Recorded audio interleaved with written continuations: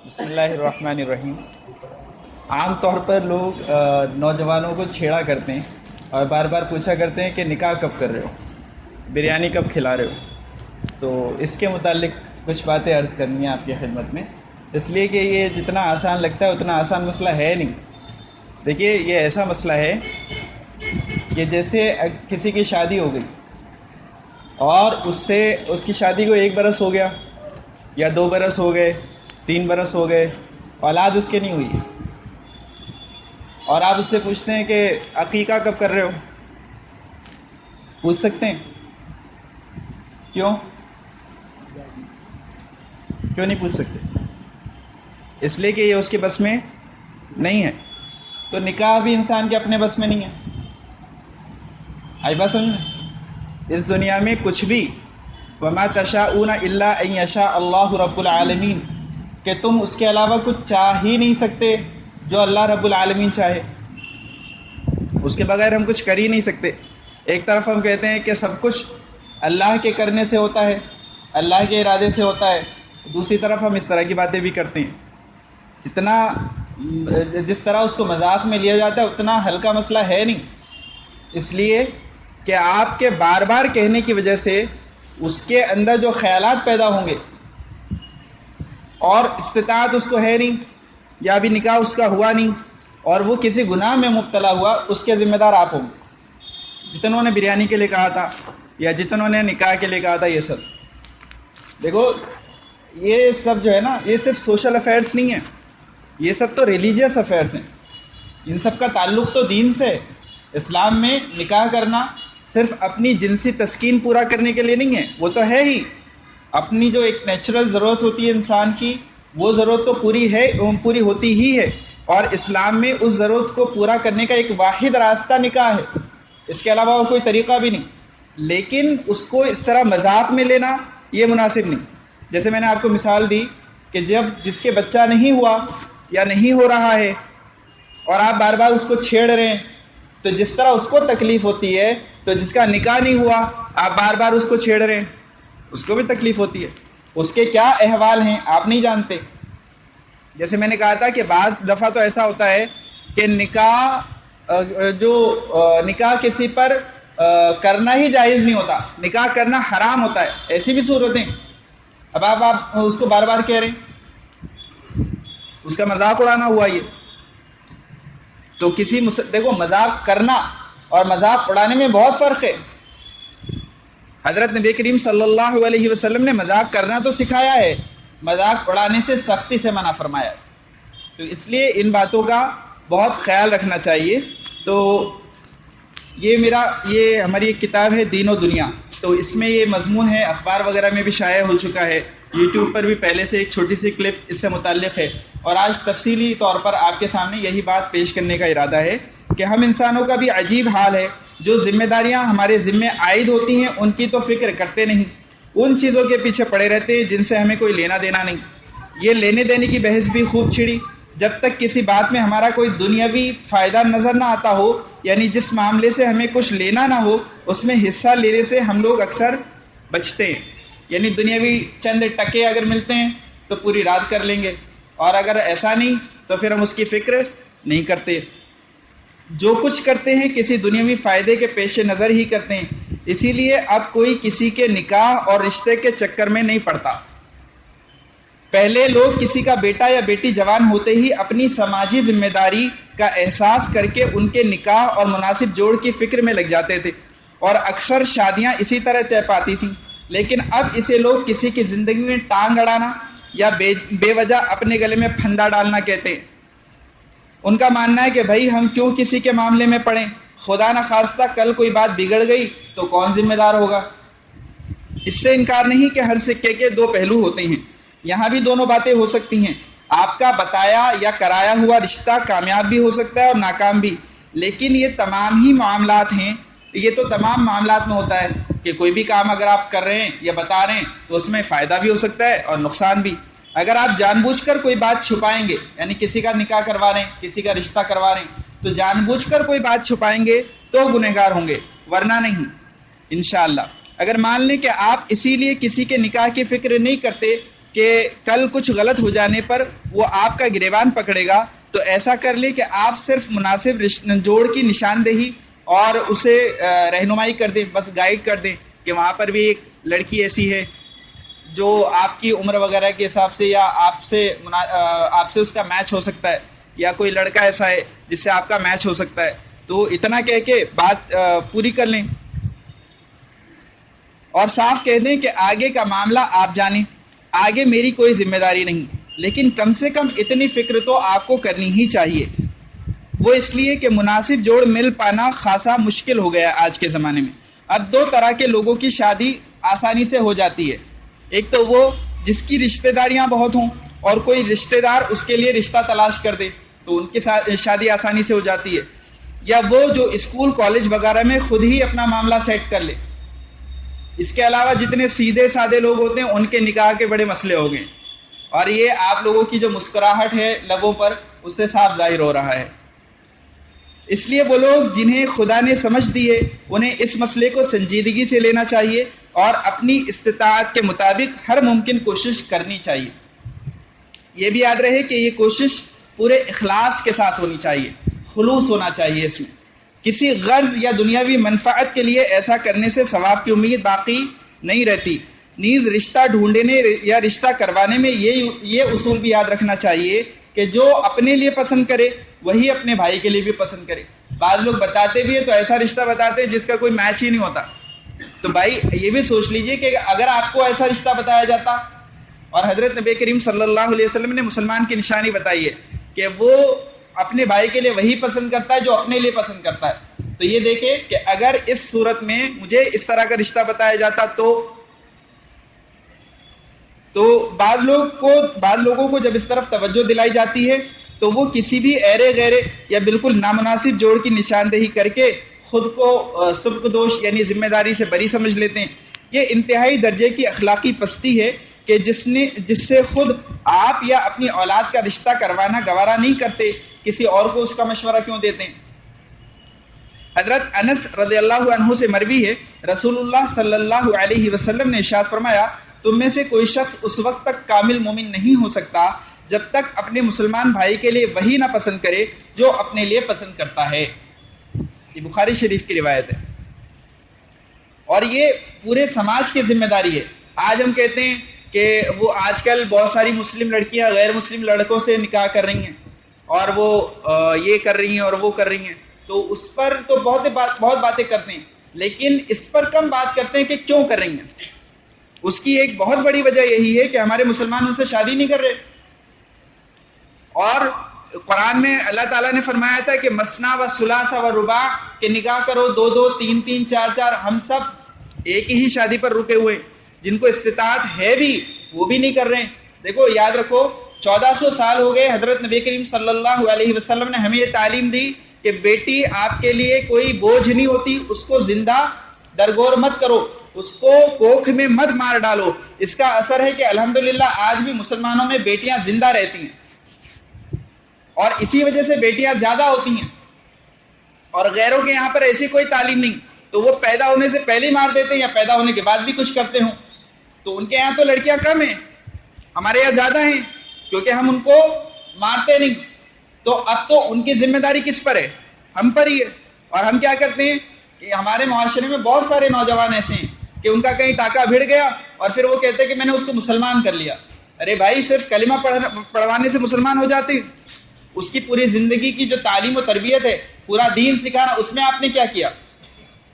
اور اتنی جو لڑکیاں، جتنی وہ مسلمان لڑکیاں ہیں، ان سے نکاح کون کرے گا؟ آپ کسی اور سے نکاح کر لو گے تو یہ کہاں جائیں گی؟ آ رہی بات سمجھ میں؟ تو کیوں جا رہی ہیں وہاں؟ اس کی ایک بڑی وجہ یہ بھی ہے، آپ صرف یہ کہہ کر اپنا پلہ نہیں جھاڑ سکتے کہ اسکول کالج کا اثر ہے، ہوگا، لیکن بہت ساری ایسی بچیاں بھی ہیں جو نکاح کے لیے ترس رہی ہیں، لیکن ان سے کوئی نکاح کرنے کو تیار نہیں۔ نکاح کرنے کو تیار ہوتا ہے تو پھر وہ اپنے بارات کا اتنا بجٹ پیش کر دیتا ہے اس کے سامنے، اتنا جہیز کی ڈیمانڈ کر دیتا ہے کہ اس کی ہمت نہیں۔ اب وہ کہاں جائے گی؟ یہ پورے سماج کو اور پوری سوسائٹی کو اور تمام مسلمانوں کو سوچنے کی ضرورت ہے۔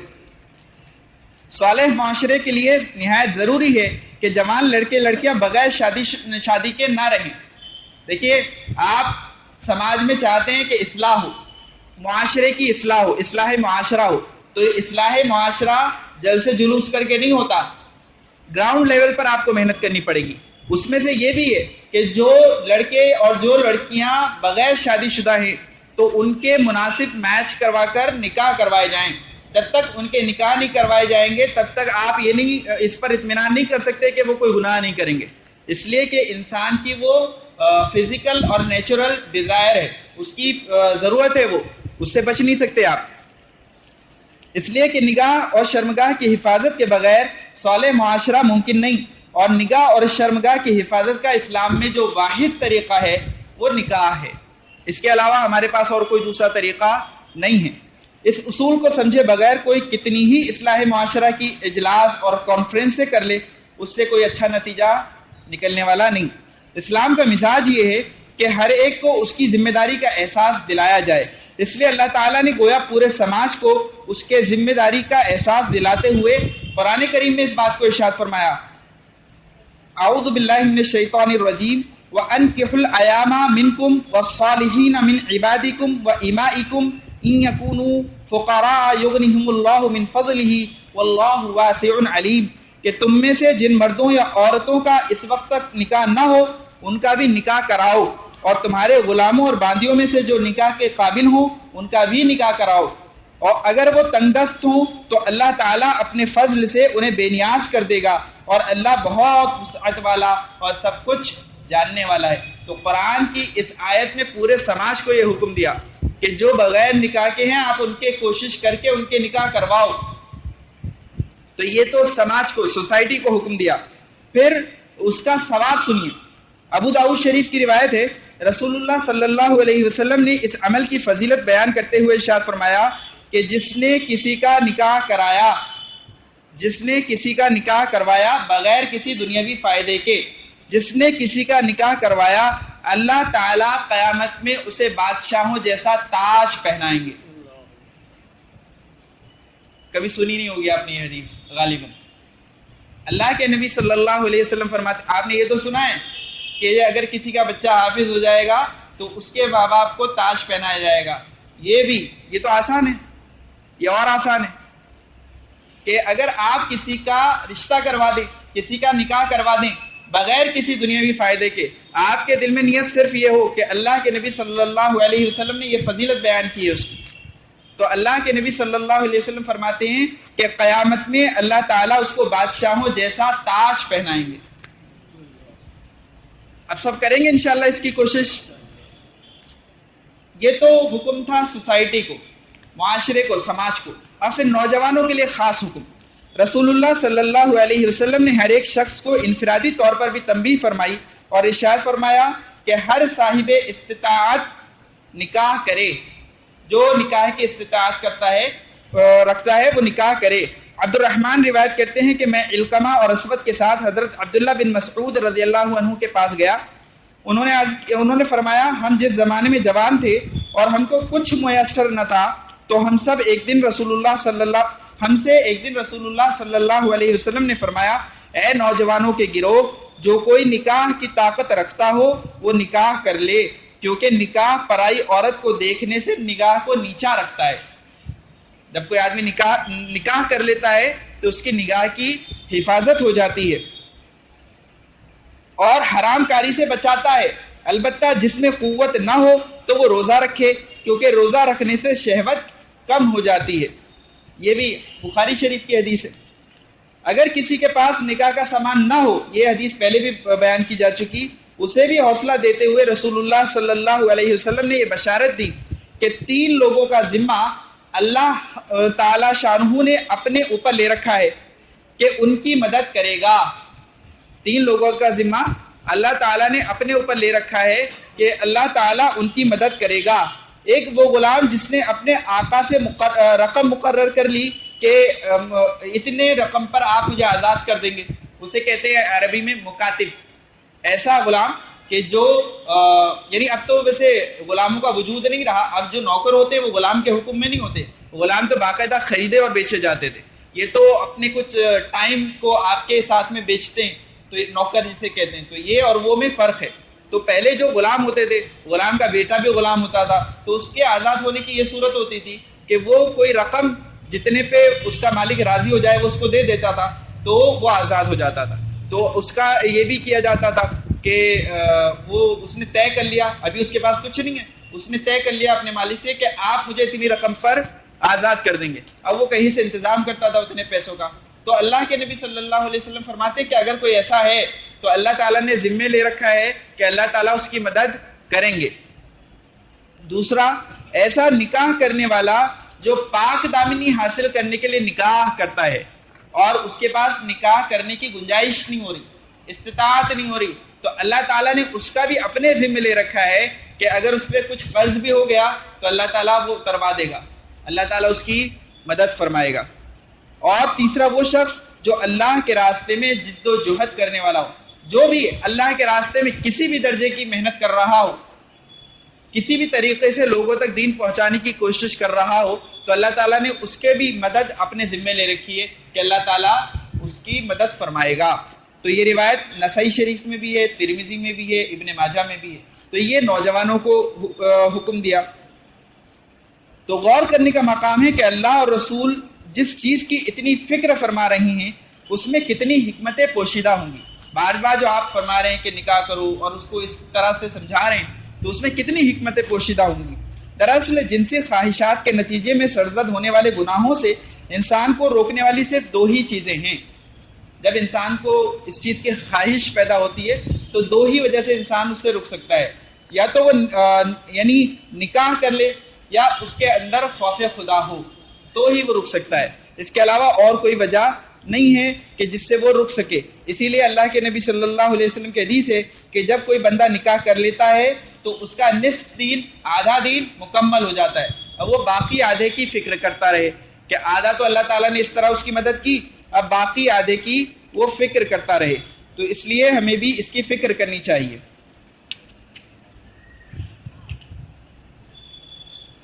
پہلے عام طور پر، اب یہ کم ہو گیا، پہلے عام طور پر سماج کے بڑے بوڑھے اور اہل فہم اور شعور اس طرف بہت توجہ رکھتے تھے. ان کا اس کا مشاہدہ 10-20 سال پہلے تک خوب ہوتا تھا. اور اردو زبان میں اس قبیل سے ایک کہاوت بھی ہمارے یہاں خاص طور پہ بجنور میں ایک کہاوت مشہور ہے کہ چھان کو ہاتھ لگانا بھی ثواب کا کام ہے. چھان یعنی چھپر. اگر کسی کا چھپر گر رہا ہو، آپ اس کو روک لیں، اس کو بچا لیں، تو یہ بھی ثواب کا کام ہے. تو اگر کوئی آدمی جوان ہو گیا، اس کو نکاح کی ضرورت ہے، اب وہ گناہ میں پڑے گا، اس کا اس گناہ میں پڑنے والے چھپر کو آپ بچا لیں گے تو یہ بھی ثواب کا کام ہے. ہمارے زمانے میں اس کی ضرورت اور زیادہ ہو گئی ہے.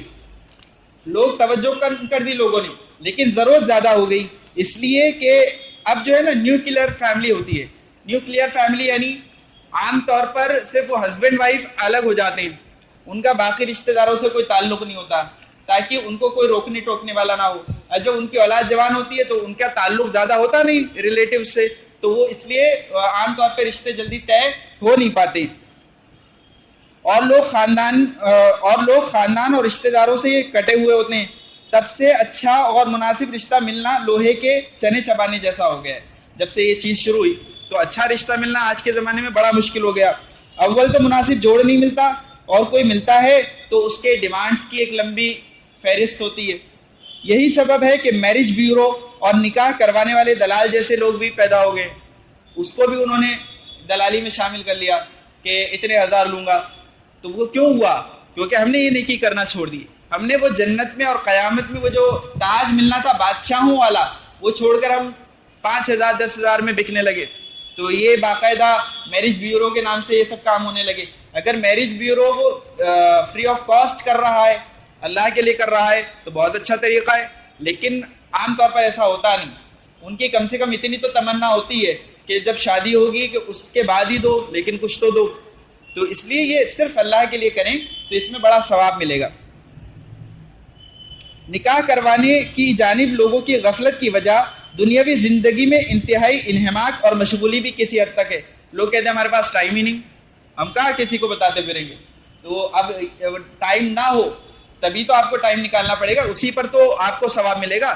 ایسے چلتے چلتے کوئی کام کر لینا, جیسے کہا جاتا ہے کہ ایک تو ملاقات یہ ہوتی ہے کہ بھئی کوئی ملا, آپ نے اس کو کہہ دیا چلو نماز کو, اور ایک طریقہ یہ ہوتا ہے کہ آپ باقاعدہ اس کے پاس جائیں وقت طے کر کے, اور اس کو بٹھا کر سمجھائیں کہ آپ نماز پڑھا کریں, اس پر جو فضیلتیں ہیں وہ کچھ بتائیں, اور اس پہ جو اللہ تعالیٰ کی طرف سے عذاب ہوتا ہے نہ پڑھنے پر وہ بتائیں. تو یہ ایک مستقل ملاقات. تو ظاہر بات ہے دونوں میں فائدہ بھی الگ ہوتا ہے اور دونوں کی اہمیت بھی الگ ہوتی ہے. تو ایک تو یہ ہوتا ہے کہ ہاں کسی کو بتا دیا, ایک باقاعدہ اس کے لیے کوشش کی آپ نے. اور ترہ یہ کہ نوجوانوں سے لوگ یہ پوچھتے نہیں تھکتے کہ شادی کب کر رہے ہو, بریانی کب کھلا رہے ہو, جو کہ ان کے زخموں پر نمک چھڑکنے یا کم سے کم ان کے ارمان جگانے جیسا ہے. ایک آدمی چپ چاپ زندگی گزار رہا ہے, فضول میں آپ اس کے ارمان جگا رہے ہیں, جن کو پورا کرنا اس کے بس میں نہیں, اس لیے ان پر ظلم اور زیادتی ہے.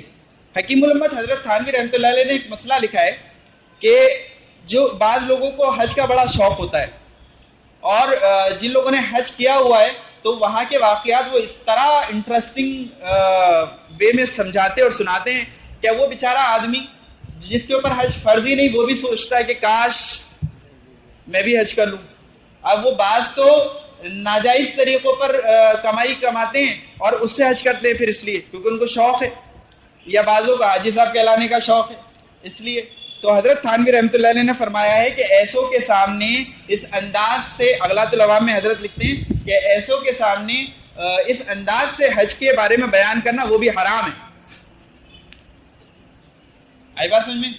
تو اسی سے میں نے یہ دلیل پکڑی کہ ایسے جن کے نکاح نہیں ہوئے بار بار ان کو نکاح نکاح نکاح نکاح نکاح, دوسرا پہاڑ ہی نہیں آتا آپ کو, بس ایک ہی چیز آتی ہے. تو ان کے سامنے بھی اس طرح بار بار کہنا یہ درست طریقہ نہیں ہے. عرض یہ کرنا ہے کہ جب کسی کو نکاح کے اسباب و وسائل میسر ہی نہیں تو بار بار اسے چھیڑنے سے کیا مقصد حاصل ہوگا. اور ظاہر بات ہے کہ اگر اس کے پاس اس کے اسباب ملے ہوئے ہیں, یعنی وہ نکاح کر بھی سکتا ہے اور مناسب میچ بھی مل گیا اس کو, تو ظاہر بات ہے کہ وہ اپنے لیے زیادہ فکر مند ہوگا, اس کے گھر والے ہم سے زیادہ اس کے لیے فکر مند ہوں گے. تو ہم ان کی مدد تو کرتے نہیں, صرف چھیڑتے ہیں.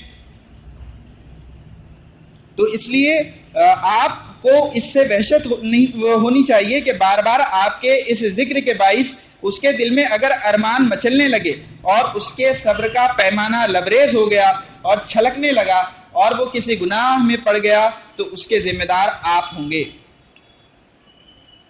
تو یہ ہے اصل مسئلہ.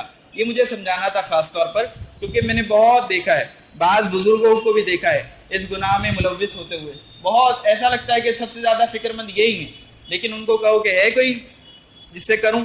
ظاہر بات ہے انسان اپنے آپ سے تو نکاح نہیں کر سکتا, نکاح تو کسی دوسرے سے اپوزٹ جینڈر سے ہوتا ہے, تو وہ میچ بھی ہونا چاہیے. زندگی بھر کا سوال ہے, یہ تو نہیں کہ کر کے دیکھ لو نہیں جمی تو طلاق دے دینا. طلاق اس طرح تو نہیں ہوتی نا, نکاح اس طرح تو نہیں ہوتا نا کہ آزما کے دیکھ لو. تو اس لیے پوری زندگی کا سوال ہے. آپ کو جو مناسب لگے آپ ان کو بتائیں. اگر آپ یہ کرتے رہتے ہیں پھر اس کے لیے آپ کبھی پوچھتے ہیں کہ بھئی کیا ہوا آپ کے نکاح کا, تو ٹھیک ہے, ورنہ تو آپ یہ جو پوچھتے ہیں نا کہ کیا ہوا بھئی آپ کے نکاح کا, تو یہ بھی وہی ہے, یہ ذرا سا ریپر میں لپیٹ کے مارنا ہے, سمجھے؟ تو یہ بھی ہے مارنا ہی. تو اللہ تعالیٰ اس سے بھی ہماری حفاظت فرمائے.